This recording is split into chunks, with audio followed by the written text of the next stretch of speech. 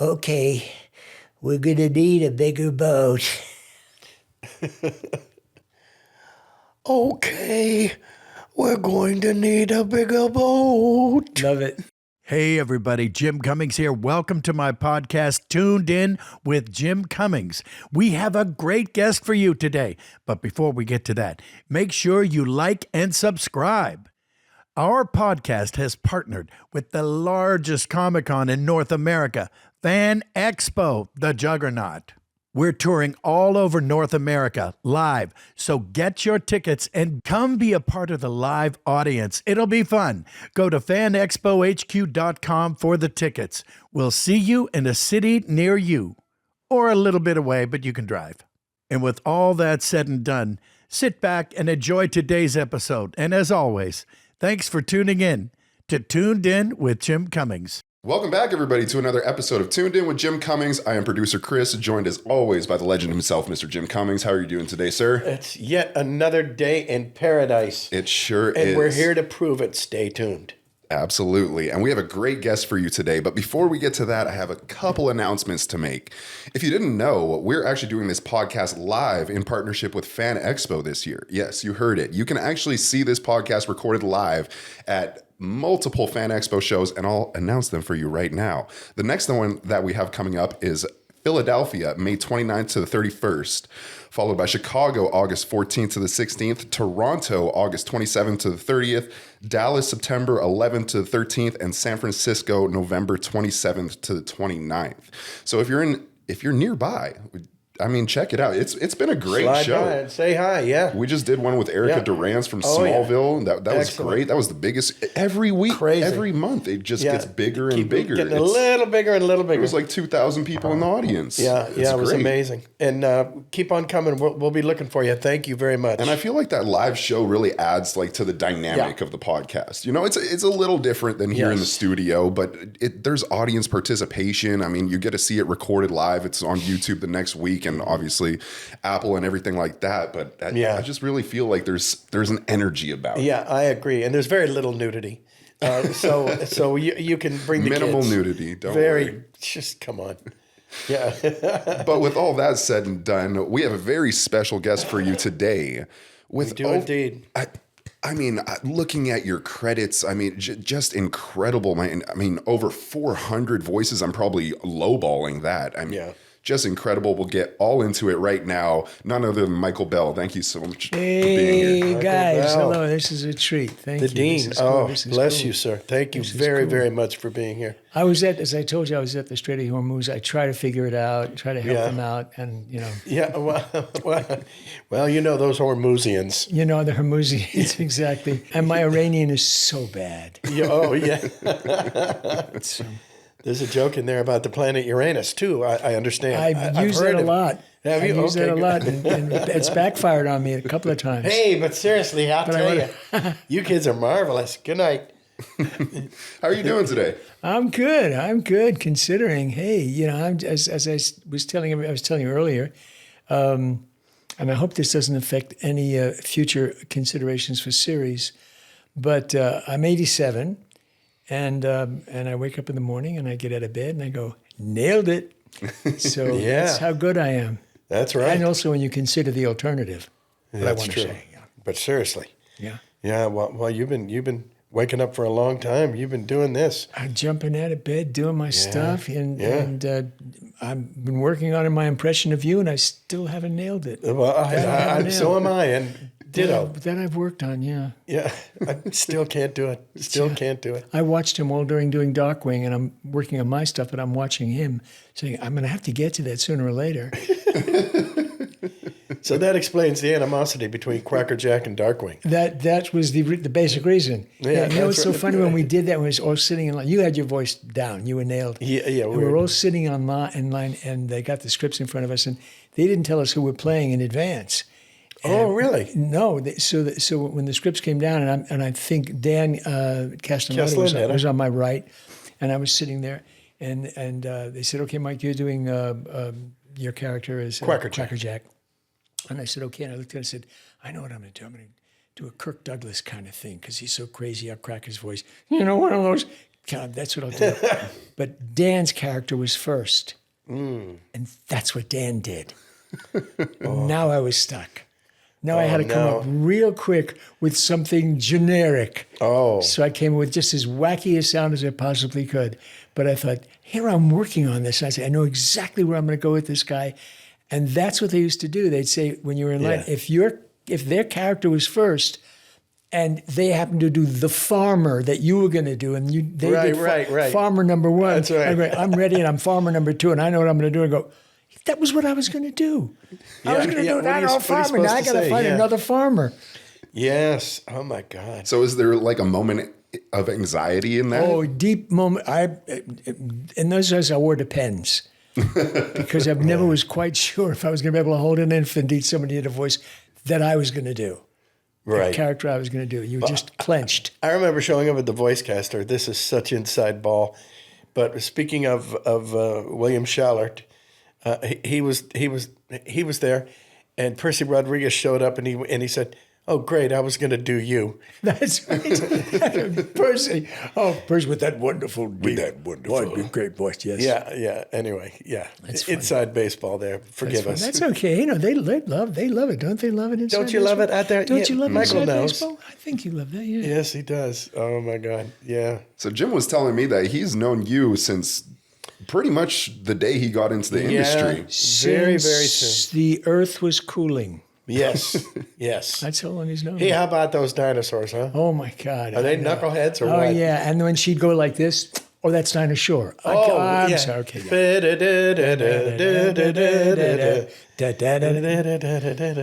And we were both old. Oh, Thank you. folks. Yes. We know the jingle from the Dinosaur Show. Oh, yeah. People are going, Who the hell's Dinosaur? Who the heck is Dinosaur? Yeah, who's Marlon Brando? she was with Burt Reynolds. Who's Burt Reynolds? Remember Joni Gerber? I do. Joni Gerber was a great voice person, and we were called in to do some voices for a movie called The Man Who Loved Cat Litter, Man Who Loved Cat Dancing. Yeah, close. And he was there, Reynolds, and it was his film, and we just kept imitating him, and he didn't know it, so we knew we were different. Ooh. We knew that we as voice people, even though we had done some on camera, as I'm sure you did, but we knew we were different because he never got us. He'd look at us literally like we came in to clean the studio. We were joking and playing and doing voices and shtick, and he was off on the side going, fixing his mustache. So good. That's so great. I did a show with Tom Kenny and Peter and all these great people, Carlos Alazraqui, and I convinced everybody to do all of our characters as the character doing William Shatner. Oh, wow. The character doing William Shatner. And we got, and I remember Peter, our producer, writer, he said, maybe, and it just could not have been more trepidatious. So we did about 3 or 4 pages of it. And he said, wait a minute, we can't do this. Oh, God, that's great. We can't do this. That's great. I was like, but we're halfway through the show. Yeah, but no. We just, That's funny. And I thought it was a great idea. No, it's a great idea. It's a funny idea. I don't want to gloss over. Like, to me, that is one of the quintessential talents of voice acting. When I was first getting into it in college, I couldn't believe that people could imitate in a character voice another person or character. Oh, yeah. I mean, there's the famous, skit of Bugs Bunny imitating Elmer Fudd and Elmer Fudd imitating Bugs Bunny when it's the same person. How do you do that? Like, how do you tune into that? It's incredible. It's interesting. I got to work with Mel Blanc. Yes. A long time ago. It's a long story. So any event, when I teach, and you teach voice, and I teach voice over to kids, et cetera, and I say, plagiarize, don't shade your eyes. It's why God made your eyes. So if you plagiarize, it's still yours. It's still your algorithm, even though it's the actor. Even though, I used to do Jack Palance. When I met Jack Palance, because I worked for him, and he had that kind of, he always sounded like he had asthma. And his laugh was, it was really creepy, really awful. And I wound up listening to him saying, I'm going to do that. I'm gonna do that. That's my next bad guy, my next black hat. And I did. I got Wow. a chance to do him, and they said, "Where'd you come up with it?" I said, "It's just something that I would." Jack Palance. That's where I came up with it. Well, I have a mini philosophy that if you do a terrible impression of somebody really famous, nobody knows who it is, you have a new character. You got a new. Yes. You got a new character. Yes, you do. Yeah, and I do mostly bad imitations, so I've always got Me a new too. character. I do Me lousy too. imitations. Me too. And if you put two characters together, and then you have a new character. Like one of my favorite guys is a guy from Star Wars, Hondo Ohnaka. I've told this before, and he is Charles Bronson and Yul Brynner put together. Now they'd have an ugly kid. Yes. Ooh, But that's if you'll forgive me, that's a butt baby. that's a butt baby. Yeah. Yeah, ditto. I haven't heard that term in so long. That's a butt baby. But he'd look like Hondo and sound like Hondo. So there you go. That's funny. Tell no one what you have learned here today. Well, speaking of Star Wars, I heard a great story that you told on another podcast about your involvement in Star Wars. Oh, and yeah. seeing it for the first time. Do you mind sharing that story? Oh, I really know. I really got my finger on the pulse, don't I? I once told Jack Nicholson to get out of the business. Yes. And we were in class together, and Yeah. I'd seen him in a film. I think it was a horror film, a Something Corman film, 13, wasn't it? like The Crow or the Raven with Yeah. Boris Karloff. And Jack Nicholson has yes. got tights on it, and legs like a stork. And he's running around with his hair combed down. And then I saw him driving in his car. We were driving it. And I leaned over. I said, "Jack." And he waved. And I said, "I saw The Raven." I said, "Don't give up your day job." And he went like that, And don't I know it? Did I predict his future? Did I Boy, not predict yeah, his future? you nailed Same it. thing. Same thing with Star Wars. Lucas called me in. God. He didn't know me. I came through the agent, obviously. And I went in and he said, "I want to show you what we're doing." And he ran the dailies. And I looked at it, and he must have seen my face because I see these guys with flashlights. It's obviously before they have the thing, whatever. And they're going on that. I'm going, what? And one kid's a surfer, and the other one is this guy who I thought was very stiff.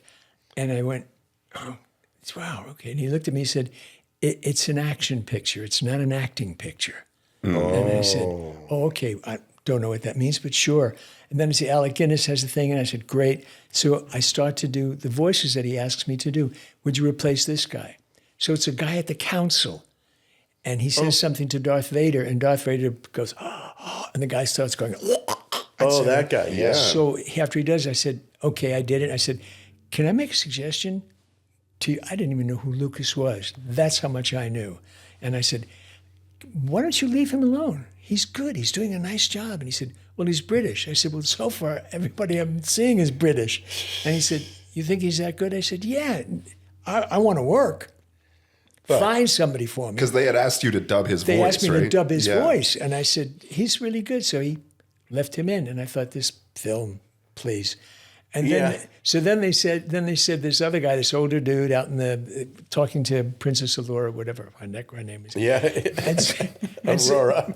So they're talking to her, and I said, "Yeah, I'll do him. I got to work." I do his voice. Then a bunch of the guys in there playing, going, "Oh, I've been shot. Oh, I'm dying. Okay, I'm over here to the right," etc.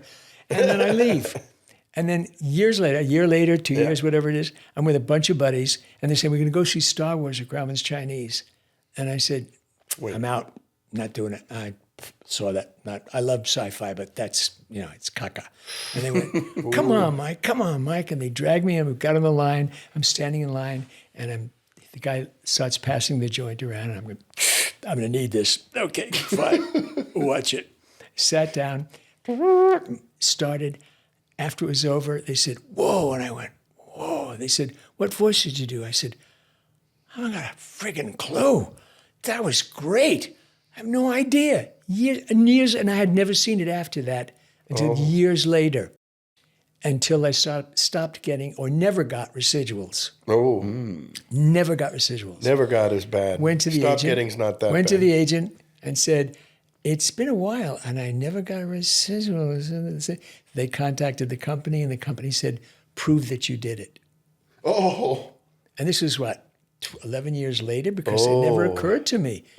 I mean, I had, like you, a garage full of of contracts that I finally had to shred because I couldn't get my car in. That was the one I shouldn't have shred. Wow. Because I did have a contract. I said, but I got a contract. It proves that residuals, because I never did anything without residuals. Yeah, ever. sure. Once they came into being in 71, 72, something like that. And they didn't want to go to court. And they said, well, if we go to court, we'll kill you. Yeah. Good luck. Good luck with Let me fighting know. Lucas. We'll be right here. Yeah. Yes, right. Yeah. So that's my story. Oh, baby. I love that story. Yeah. I could have bought this block. Yeah. What the residuals were. Instead, you did it with 2 words. Butter. 2 syllables. 2 syllables. Butter. I knew I didn't have to say much, did I? Parquet. Yeah, I that's call my right. house Los Residuales. Yeah, that's right. Casa de is that it? Yeah. Really? Los Residuales is the house. Yeah, that was a famous story going around the community. You know, Michael's house was bought by sand butter That's right. and parquet. And for those of you out of the loop, this was a Parquet butter commercial, right? A big commercial for in the years. 80s? Oh yeah, and there was stuff On and on news and articles and things, and I was on television when it was Entertainment Tonight. Yeah. And I wound up having to go to the set to do it. And because they said, now Make sure we it's want you to done do right, this yeah. to work with the people and work with people who are now gone, who did on-camera stuff. And I had to sit there and off camera, and I had a little machine that I would move so that the lid would go like that, butter. And I go, butter, parquet, etc. So how was language used on your on the Chinese language? Yeah. It's a little bit of okay. Okay, a little bit okay? Yeah. I mean, Okay, I'll it's not going Like to be. PG-13, you can get a couple F words in there. We don't go full McSwain. too full. Okay, but we full do. McSwain. Full McSwain. Oh my God! Wait, my hair's turning white thinking about it. So we had one where there was a couple of kids came in and they were at the table and they're making breakfast for mom. Oh yeah. And they said, okay, go ahead, Mike, and I do the thing with butter parquet. And the kids laugh, and it's okay. But by the second and third take, the kids are going, ah, and it's terrible. So the director doesn't know what to do. And I said, let me get under the table. I know this sounds gross, but I get under the table, and these 2 little patent leather feet are kicking. And I said, okay, roll it. And they roll it. And he goes, let's make mommy breakfast. They go, okay, make mommy breakfast. And then Lyd goes, butter. And I went, cockapoo. Well, they weren't expecting it, and they broke up. Yeah. They got a sugar. The second time they started again. I went, pee-pee caca. Oh God. They fell apart. I went, pee-pee caca doo-doo. No matter what I could do just to keep it there, they were hysterical. We got take after take after take because something funny was going to come up. Yeah. We break for lunch. Oh And God. I'm standing and I'm talking to the assistant director, and the director comes over and he says, their mother of the girls is at the other end of the studio. And I look, and she's a block away, and I see her standing like this. And I said, what is it? And they said, she doesn't like that language, and she doesn't want to use that language for the kids. And I said, oh, well, how about I say, cocksucker, motherfucker. See. And he looked at me and said, you really want me to tell her that? And I said, yes. Yes. So he walks the length, and I watch him. She's like this, waiting. And he leans into her, and he goes, and she goes, and I went, she walked off.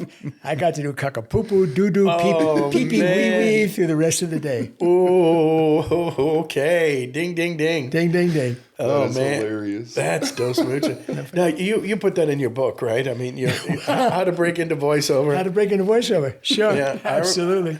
I remember that book. You wrote a book. No, not me.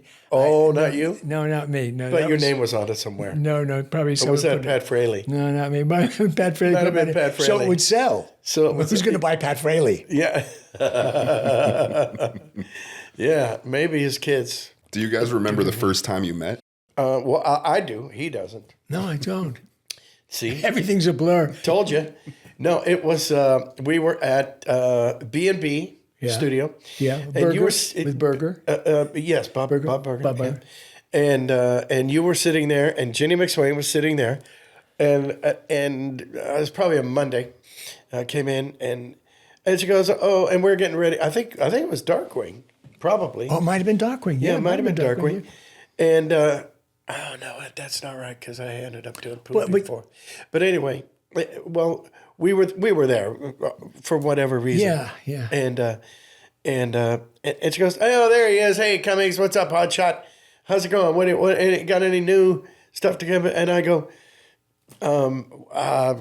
yeah, I had this audition the other week, and it turns out I just got a phone call that I got Winnie the Pooh." Whoa. And you went, "Whoa." Yeah. And she goes, and he turns, and you turn to her and you go, "He got Winnie the Pooh." You know, Pooh hadn't been around for 25 years. And I was thinking, well, no, they're bringing him back. They're bringing him back.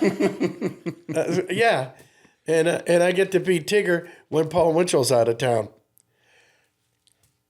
That doesn't sound right. And I go, "Well, of course it is. It's probably." He goes, "He got Tigger too when Paul Winchell's out of town." Okay. And it was just one of those things that only Michael Bell and of course, Ginny, your foil. Ginny, of course. Absolutely. You know. We still see Ginny. God knows. Yes, we do. She was on the podcast not too long ago. Oh, is she? Oh, Yeah. cool. Oh, Okay. yeah. Did you clean the mics? Yeah, I don't know where she's been.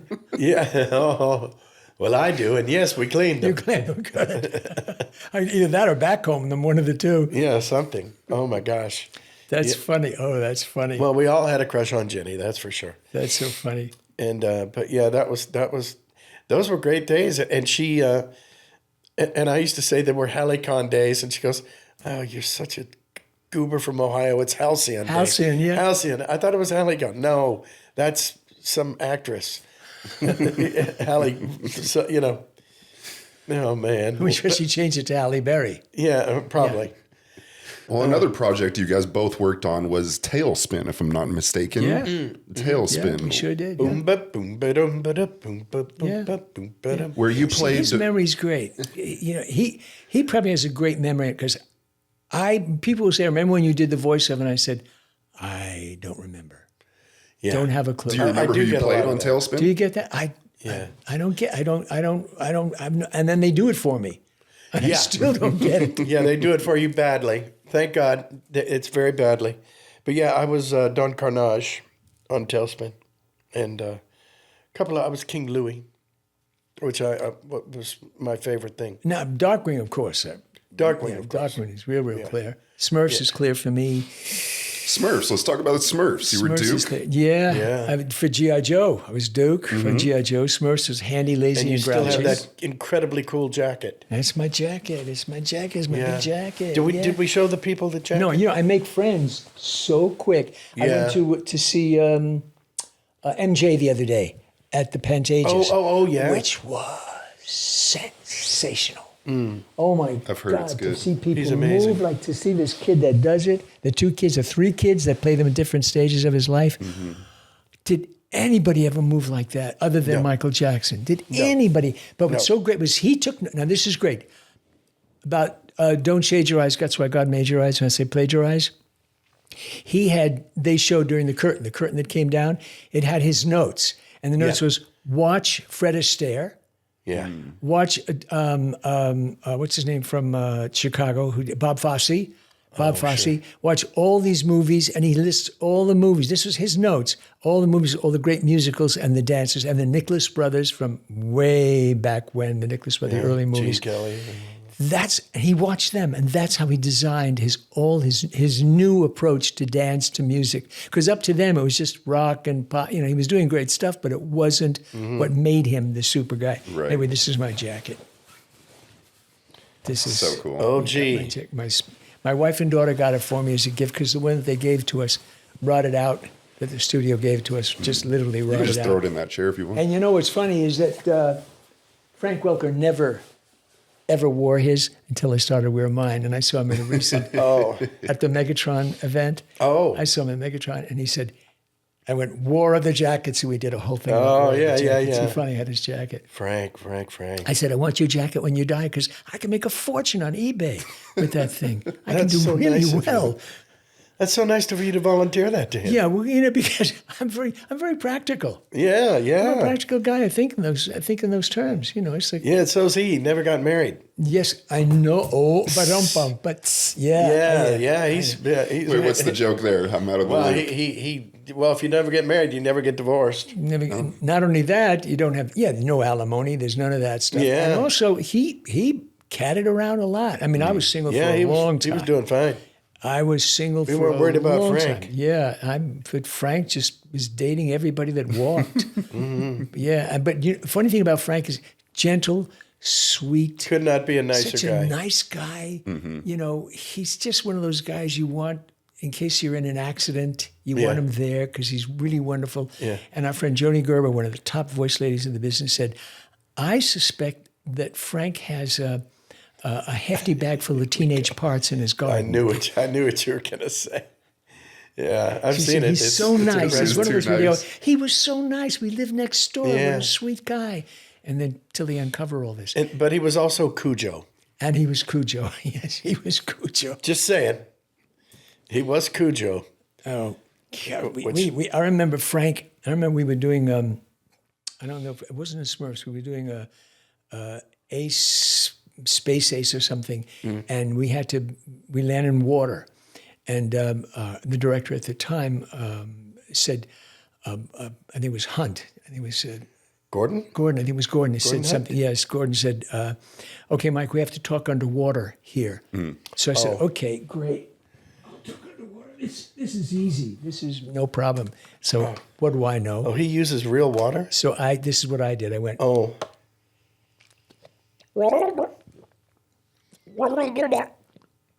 "I'll get it, Gordon." Yeah. Geez. Oh, I'm sorry. jeez. At which point, he says to Frank, your character also with him talks underwater. Why don't you try it first? And of course, Frank goes, "Oh, no, what are you doing?" Exactly. And I said, Yeah. "Frank, why didn't you suggest to me that I do it?" He said, "Because it was so much fun watching you drown." Yeah. Yeah. See, I thought I invented that underwater thing, but I guess not. But Frank probably did. He probably saw you do it.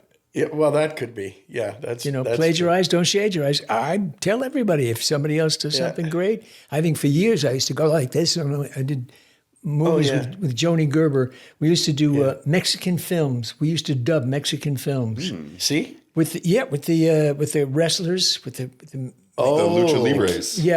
used to dub them, and one of them was a ghost, and they said, "Okay, Mike, you're going to be this ghost." I went, "Oh, I don't know," whatever the hell that was. Yeah. They bought it, and I tell people, try it see if it works. Wow. This is a question for both of you guys. This just makes what you just said makes me think of this. Do you feel like there's any character voice that you've gotten away with, if that makes sense? You tried something very off the wall and you were surprised that they liked it? Yeah. What was your? No, the first one that comes to mind,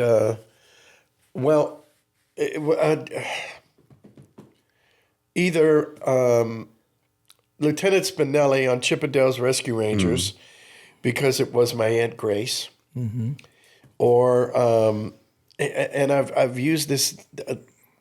I was. Well, we got to Goliath. hear the voice for the viewers. Oh yes. Wow, Lieutenant Spinelli. You know what I was trying to tell you there, guys, is don't forget to remember.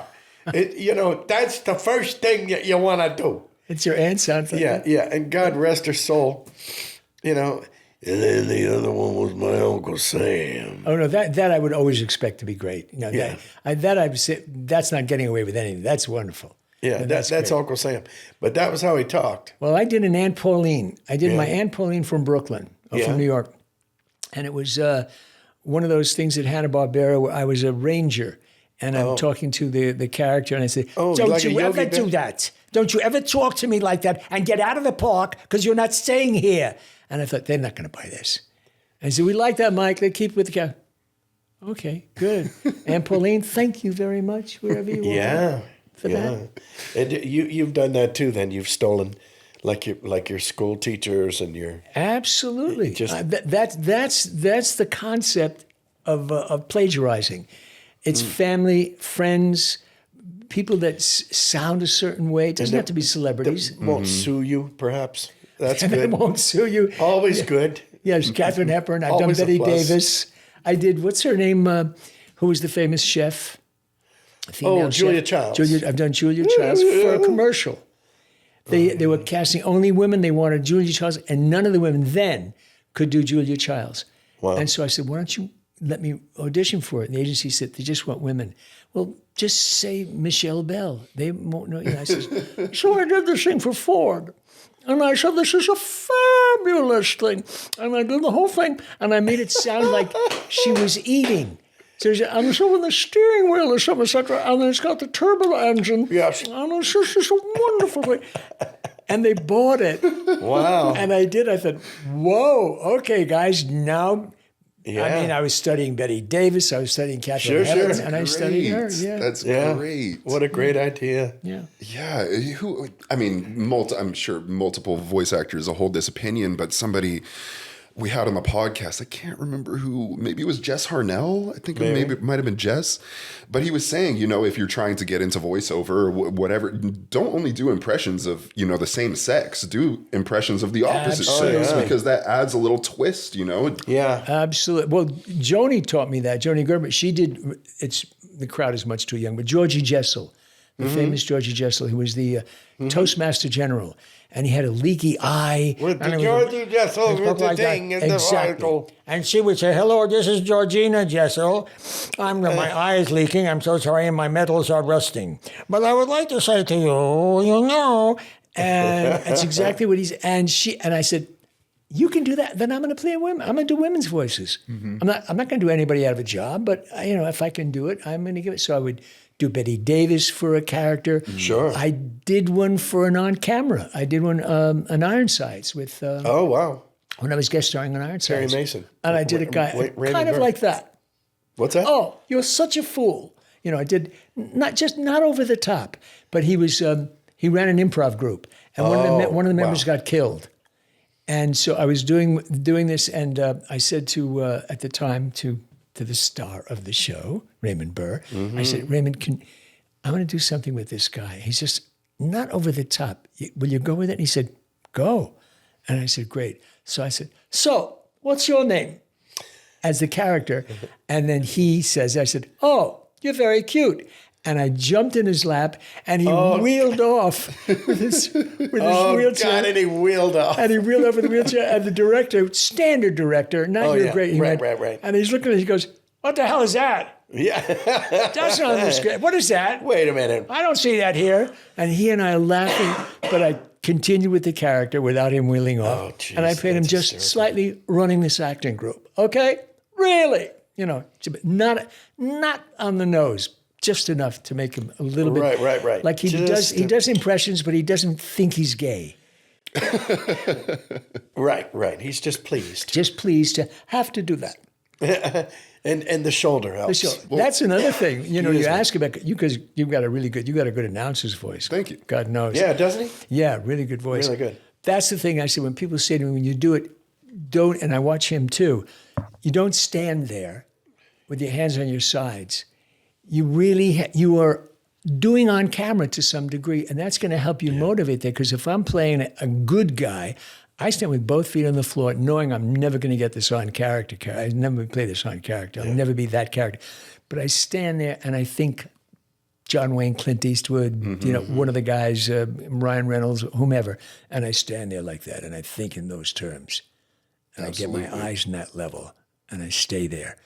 And if I'm playing a Weasley character, I just immediately creep into him, get small again, like this, and do all that stuff. So if it's on camera, you would see that. But it helps me, and it helps me build that character, and he does the same thing. Yeah, Jim, you've talked about that multiple times. Yeah. Especially with Pooh and Tigger. I remember Entertainment Tonight came way back during the very, very, very first season of Winnie the Pooh, The New Adventures of Winnie the Pooh, and I was and they were behind me, and I was doing Winnie the Pooh, and I realized, and before the sound came on, I knew I was doing Pooh because I stood there, and my stomach was back, and then when I was doing Tigger, I was there, and I didn't even know I was doing it. You do it. But you just just do that. It's, when they say you're voice acting, yeah, but you're acting. Right. Yeah. You're still on camera. No matter what happens, you're still on camera. You still have that feeling. Yeah, it's like Jess Harnell says, voice acting is very small V, but a capital A. Yeah. Okay, cool. I like that. That's not bad. That's good. That's good. I like that. Yeah. I remember doing when we did the Smurfs, and we had to do I played 3 characters on it, Handy, Lazy, and Grouchy, and I remember when we had to do it. It was adjusting to those different characters and making them smaller and be smaller. Because if I was lazy, I would do this kind of thing and just whatever it was. And if I was Handy, what are we doing now, Papa Smurf? And I'm backhand. And Grouchy, I was really whatever the heck it was. You get into that, except. After one night, it was when I first met my wife, Victoria Carroll. And she was a first date, and she'd come to my house up on the hill. This is before I bought this one. And we're sitting watching a Peter Sellers movie, and I'm getting hungry. It was the first date, and I'm nervous, and we're sitting, beautiful woman, and she's sitting watching television. And I said, would you like something to eat? And she said, no, I don't do anything like that on a first date. I never eat food. Really? I said, oh, okay, I don't want to look human. I just want to look the way I look. I said, okay, great. So I went inside, and I got my banana bread that a friend had given me, and I took a slice and toasted it, and came back in and ate it. I started to get a little dizzy and feeling a little strange. So I thought, maybe I need more food. So I went in and slid another slice of banana bread and toasted it up, and came back and sat down. And I was sitting there. And she started to comment on the movie with Peter Sellers, and she said, isn't this great? He's such a talent. But it was like this, isn't he great? He's such a talent. And I went, oh, great. What is she doing? Why is she doing that? And I thought, oh my God, I'm stoned. oh my God. And she said, I really love Peter Sellers. I thought, oh, I'm dying here. So I go in the kitchen, and I call my friend. I said, the banana bread you gave me, is there anything in there? Just curious. She said, it's green. I told you it was green. I thought it was green bananas. What are you talking about? She put in a lid. Oh. And I ate half the banana bread. So I said to Victoria at the time, I said, okay, excuse me. She said, what? I said, I'll be right back. I left. I came back. I took off all my clothes. Of course. Put on a towel. What else would you do? Went into my pool. I thought I'd swim it off in the dark. I said, I'm going to swim this off. And I'm swimming. And all of a sudden, with my imagination, I'm going, boom, boom, boom, boom, boom, boom, boom. And I saw that fin. Yep. I saw that fin cutting through the dark waters of my pool. I got immediately out, exactly. And I just sat in this, and I had a sunroom and just sitting there. She came in, she said, are you okay? I said, I'm so sorry. I'm stoned. And it was a terrible night, really sick. Yeah. Next morning, Smurfs. I go to work with my sunglasses on. Come on, my baby. Come on, all the seats lined up in front of, and we start off with la la la la la la, the song. Oh, Jesus. And I hear this in my voice, in my ear, and I'm dying. That must have been a delight. I am dying all morning long. And everybody's looking at me and they think, why you got sunglasses? My eyes hurt. Yeah. And it was just all morning long going, well, what do we do now, Papa Smurf? Oh, even my own voice was killing me. Yeah. The morning after that. And I said, if I ever watch that show, I'll know which show it is. I'll just know. Because I'm sure I looked berserk doing it, but I'm sure I sounded berserk doing it. You had to have. Yeah. Oh. Did anybody pick up on it, or no? Nobody. You kept it under? Well, everybody's in your own world, as you know. True. You Yeah. You don't even really think. And thank God there were other people there Oh, yeah. to absorb the whatever. I wish they were there to absorb the banana cake, banana bread. Oh my! Do you have any with you by the chance? No, as a matter of fact, I don't. I was going to bring some for you. Actually, I know. Well, there goes our after party. Yeah. Oh man! I want to bring up a character that you did that I'm personally a big fan of. I was telling Jim about this earlier before you arrived. Was the Fear from Metal Gear Solid? Yes. I thought that was a great character, a great so good, game, yeah. And. Can you just speak to? Sure. I remember when we get it, when you get it and you remember, they just give you a photograph. Yeah. They say, which one do you want to do? And I said, this looks good, this drawing, whatever it is, this guy. And I think, how can I make it? Because my voice is not like yours. Even, I mean, I used to have that kind of low, the gravity. But I don't have that anymore. It's I'm more Mel Torme now. I'm up here. The Velvet Fig. Velvet Fig. Yeah. Oh, the nice guy. So I had to go low, and I am the fear. I am the fear. Okay, let's go. We're ready. And to work that out. And when I saw it, it was so great because, you don't see this. Yeah. Everybody doesn't know. We don't get to see these. You just wind up doing it, and they paint to voice, whatever it is. And in my opinion, that whole game franchise might be the most cinematic video games of all time. It's wonderful. And you know what I love about that franchise is every time they introduce a character, say the Fear, the character name comes up and, it shows the Fear. He drops into the scene. But then right beside it, in parentheses, they say Michael Bell, the voice actor. Isn't that strange? And they That's give so much. good. I love Did you that. ever meet Hideo Kojima? No. Never met him. People ask me about the artists of half the shows because I do a lot of games. We do a lot of games, Yeah. and I don't. And I think I recently met some.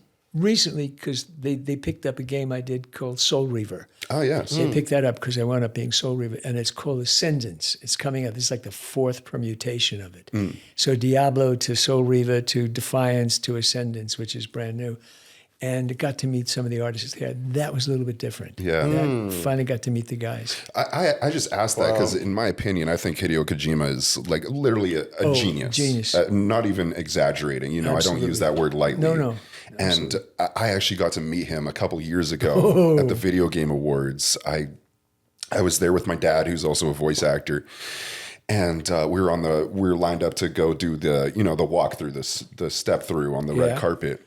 And we're in line, and I see Hideo Kojima in front of us, and I was like, "Oh my!" Like it started shrinking, and I was like, "No way! I admire this man so much." And you knew who he Like, was. Oh yeah, physically. 100%. A lot of people wouldn't. They would he's just a name. Oh yeah, Yeah. No, I saw him, and I was like, "Oh my God, that's Kojima-san!" Like, oh, yeah. Daddy, do you know who that is? And I was like, "That's Hideo Kojima." Yeah. And usually I'm not like this, but I had to just tap him on the shoulder and just be like, "Mr. Kojima, you are amazing. I just love your work. I just wanted to introduce myself." What was his response? He just, "Thank you very much. Thank you." Just very grateful. Yeah, pretty much. Yeah. But that was like, I'm usually not starstruck. And I wouldn't say I was starstruck in that moment, but it's just like phenomenal. Hey, I get starstruck. When we have our fans that come up and they tell you how they grew up with you and all that stuff, and how wonderful it is. And it's really great. It hit me when there was a guy, and you'll know who I'm talking about, who was at the table opposite me, and I looked over and he had a huge poster of Bambi, gigantic poster. Oh, and I know who saw you're it, talking about. And I looked and I went, "Oh my God!" So I said to my handler, I said, "I'm gonna be right back." I walked over. I said, "Where'd you get that poster?" And he said, "Oh, I've had it for years." I said, "That's an original." He said, "Yeah." I said, "Who gave it to you? Where'd you get it?" And he said, "Well, Walt gave it to me." I said, "Walt who?" He said, "Walt Disney." I said, "Walt Disney gave you that poster? Why?" He said, "Well, I was the voice of Bambi." Yeah. And you go, Okay, I was stunned. I grabbed this poor guy, Donnie, now we know each other. I grabbed him. Oh my God, I gave him a big hug. Oh my God, that was my childhood. Oh my God. And he got so excited. Can you say flower? Yes. Oh my God. Oh yes. When he said Right. flower. I just so great. And I'm told that Thumper, the guy who does the Thumper, is at these things. I've never seen him. I've never met him. And of course, we all know Margaret, who is the principal figure for Tinkerbell. Yes, Tinkerbell, yeah. And once we were at dinner, I met her because we went to dinner. Yeah. And she's in her 90s or something. Yeah. And she and I presented awards about 5 years ago at the Annies. Oh, how nice. Yeah, and she was just She's enchanting. Sweet, but she was sitting and we're having dinner at some Japanese restaurant and one of those events. And I leaned over, I said, "So you and Walt Disney, you knew him then?" I said, "And I mean, not that you're not great looking now, but you were a babe." I said, "You were really, those photos that you have of yourself young, you were a babe." Famous pictures. She said, "Well, yes, I was." And I said, "So you and Walt, Margaret, you and Walt, did you ever, you and Walt?" She was So you gave very subtle. Very subtle about it, me. Yeah, Mr. Subtle. And she looked at me, she said, "I'm not telling."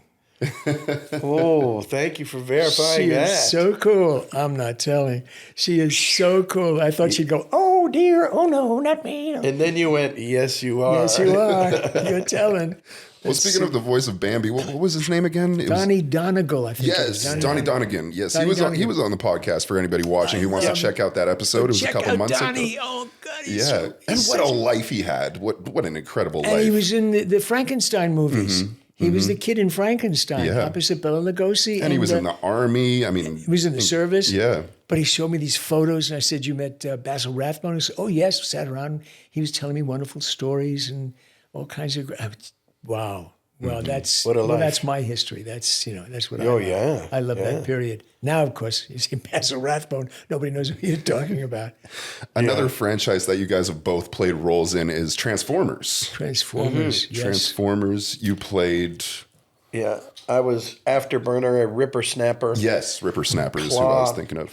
Crab Claw, and that other guy who, I don't remember his name. And But Yes. what was the character you played? You played a few, right? Was it Prowl Yes. and Brainstorm, And something aid. First Aid, First aid, yes. and a couple of others. Everybody, everybody. Isn't it interesting? Everybody has a favorite. It touches them in some way, and you don't know why that particular one. The guys that do like Prowl, a lot of them became cops or soldiers, and said, "I joined the service because of you." I had 4 guys come up and said, "We became Marines because of you." I said, "Because of me." Yeah, because when I did GI Joe, because of Duke, and I said, "Well, okay, you never killed anybody and yelled my name or anything, did you, when you were in service?" "No, sir. No, sir. We're this is straight, so straight. No, sir. We just want to let you. It was nice to meet you, and just killed them in general. just kill them in general. Just shoot people in general. Just take them down. They were bad guys. This is for Michael Bell." That's right. Take that, miscreant. But it's so interesting. It's so new. It's always so interesting. Because I'm going to be seeing you, I think, in Philadelphia. I don't know if it's Philly, but I'm going to certainly see you in Chicago, and in I think so, yeah. I guess Denver or Dallas or wherever the heck it is. If Yeah, we can get on a Fan plane. Expo. And just on that note, don't forget, we're doing the podcast live at Fan Expo. So if you're in Philadelphia, Chicago, Denver, and the list you can find at the beginning and end of this podcast, be sure to check it out. It's a good time. Ditto. I was just going to say that. I'm financially obligated. But I like him saying That's it. right. But I like his voice saying it. Yeah. He's ready to go. He's got a good voice. Yeah. What? Speaking of these conventions, what character do you get requested the most? Who do people come up to you for the most? Probably. I guess Duke, and then Prowl the most. I get some Brainstorm, Quacker Jack. Not a lot, but I get enough Quacker Sure, he's Jack. there, yeah. And I think bet especially now when you guys are- the new people, I guess I get a lot of Rugrats. Yeah, that's. I would think. When I was doing my research on you, when I saw Rugrats, and Yeah. that was, I mean, without even hearing the voices, I mean, that just brings me back. That was one of my favorite shows growing up. Gorgeous show to do. Yeah, and you played Stu. I played Stu and Chucky's dad, Chaz. Chaz, yes, that's right. And we did a memorial. We did a Mother's Day piece where Chaz has to explain to Chucky why his mother I remember isn't this there one. for Mother's Yep. Day. And when I read it, I was very moved by it by myself. So I would, as an actor, I was able to bring it, as it were. It wasn't just here; it was really down here, and explaining it. And when we finished recording, I knew I was going to have to do a second take, and I looked up, and everybody in the booth was crying. Yeah. The engineer, the director, Yeah. the casting director, the producer, they were That's all so moving. sobbing. And That's they said, so great. they were crying. Yeah. And I said, this is going to be a biggie. What a This testament. Mother's Day is going to be big. That's a good, because that's a jaded crew.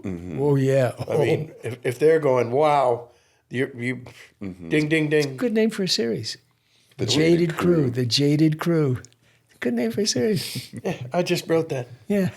Just right off the top of my head. Would you say that was a challenge doing such a heavy scene and kind of, I mean, don't take this the wrong way, but it's kind of a goofy voice. You know, Yeah, it's 'cause very it's nasally. a little And, kind of that. Well, I got that because the gal who played Chucky originally, Chris Kavanaugh, who was also in the, of course. had that kind of thing that she chose. She chose that voice to be that nasal kind of thing. So when I heard it, when I started doing it, I said, can I hear what she sounds like or he sounds like? And they said, okay, sure. And I said, I'm going to do that. It will have inherited it from his dad. So I wound up doing that kind of sound, just like she did. So when she talked to me, I talked to her. We both had the same sound. I said, Family resemblance. let's hope that so works. to speak. And they said, we'll buy it. Yeah. We'll buy it. That works for us. Yeah, That's Chrissy, good. what a doll she was. And for that first year, maybe first 2 years, I wound up doing all the visiting characters, as long as you probably have told people, we could do 3. Yeah. And so we wound up, if I wound up had 2 characters, I could do that 3rd character. And so I wound up having 3 characters. So I wound up doing all the guest characters till they started bringing in celebrities Right. Yeah. Right. to do the guests. Yeah. We all remember those days. That was painful. Yeah. Yeah. I've heard you talk about this subject on every interview pretty much I listened to or read about was this, you espousing, when Hollywood actors started taking voiceover roles. And it's something we've talked about on this podcast before, something that I have a huge gripe personally with. Yeah. And I'm just curious to ask you because, first, this is a 2-part question. So first of all, what inspired you to get into this profession? Because you were, around before even television was around. So it's not necessarily. I'm taking your words. I'm taking your words. It's true. It's true. Oh, my heart. Yes, it's true. I took those are verbatim words That's that I right. heard you Before say. television was around, right. I remember sitting watching the. Radio? No, watching radio, watching the television. What is it? It was like an Indian or something, and it was just Off air. and thinking, isn't that great? A bunch of us sitting in Brooklyn, our friends in Brooklyn, watching the test pattern, going, ooh, isn't this great? Yeah, ooh, it's just a picture. Wait. And it was right after the end. Oh yes. Oh yes. Of course. That's when TV ended. That's when TV at night ended to the Star Spangled Banner, and it was over. Yeah. The 3 channels were off now. Yes. Sometimes the public TV, if you had rabbit ears with aluminum foil around them, you could get the rabbit UHF. ears. Now you wear them on your head because if you're hearing voices. Yes. What you're going to ask me? So the question was, what inspired you to be a part of this industry? I mean, to me, it's something so new. It'd be, without an influence, having seen it before. What happened was I knew nothing about it. I was under contract to Universal Studios. I was doing a lot of on-camera. I guest starred on almost every television show in the 70s, right up to the 80s. Including Star Trek. Yeah, right, exactly. But I met Joni Gerber, and Joni said to me, you do all these voices. Why are you doing on camera? I said, because I love, working on camera, I love acting. And she said, but you have all this ability to do all these other characters that you'll never play on camera. Yeah. Why don't you get involved? And I said, okay. So I slept with her.